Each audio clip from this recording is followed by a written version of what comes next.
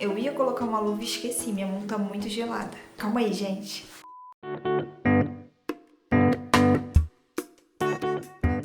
Sejam bem-vindos! Hoje eu quis deixar mais uma mensagem aqui e eu confesso a vocês que parece que o Senhor trabalhou essa mensagem comigo durante essa semana. E tem um versículo que está lá em João 16:33, ele é bem conhecido. E aí eu coloquei a versão NTLH, que é a nova tradução na linguagem de hoje, porque essa versão falou de um jeito diferente comigo.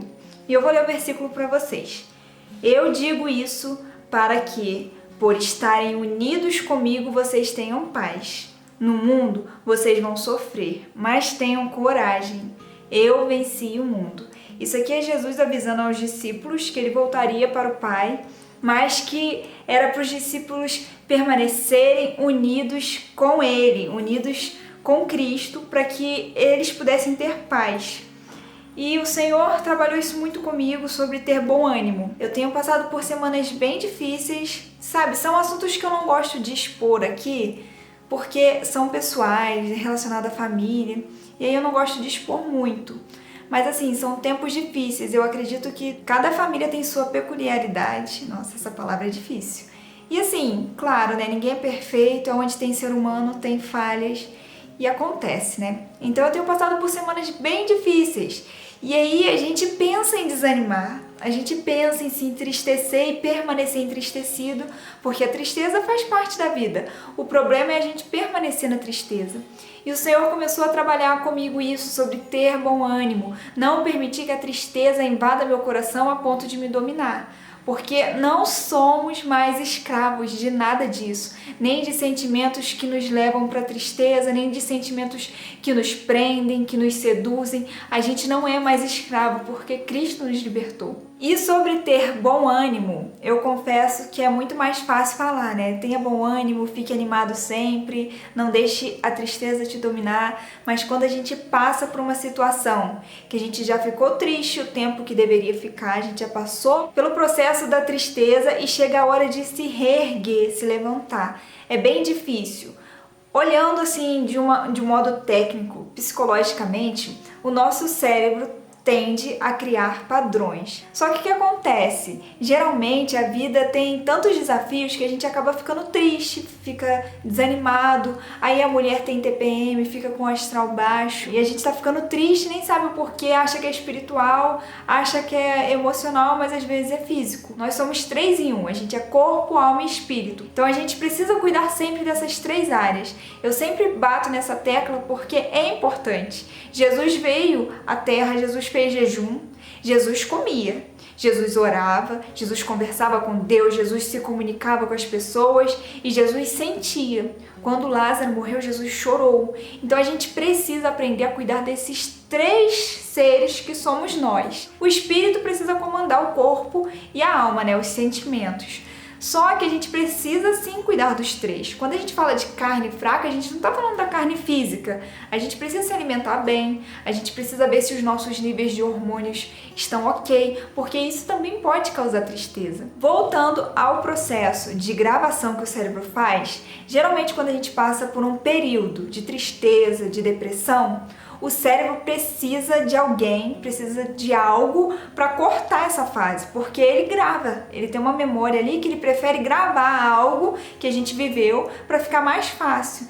E o que ele faz? Ele intensifica as coisas. Então, às vezes é uma tristeza assim que você passou, só que ele tende a querer ficar batendo naquela tecla para você não esquecer. E aí que entra a maturidade emocional, que eu acredito muito também que age junto com a fé racional. Porque a fé madura nos ajuda a identificar esses problemas. A tristeza faz parte da vida, a morte faz parte da vida. Eu sei que às vezes é duro ouvir isso, mas a morte faz parte da vida. E a gente não tem controle das coisas. Isso é o que o Senhor tem mais me mostrado, que o controle não está nas minhas mãos. E muitas vezes precisamos aprender isso, que o domínio não está nas nossas mãos. O amanhã não nos pertence. A gente precisa saber viver o hoje, saber estar presente no hoje. A ansiedade tem nos tirado do presente, só que a gente só vive o presente. E como ter bom ânimo diante de tantas circunstâncias pesadas que a gente tem vivido nesses tempos? Jesus ele deixa bem claro no início: por vocês estarem unidos comigo. Tenham bom ânimo, porque eu venci o mundo. Então o segredo está em estar unidos com Cristo. Ah, mas é difícil, mas eu não consigo.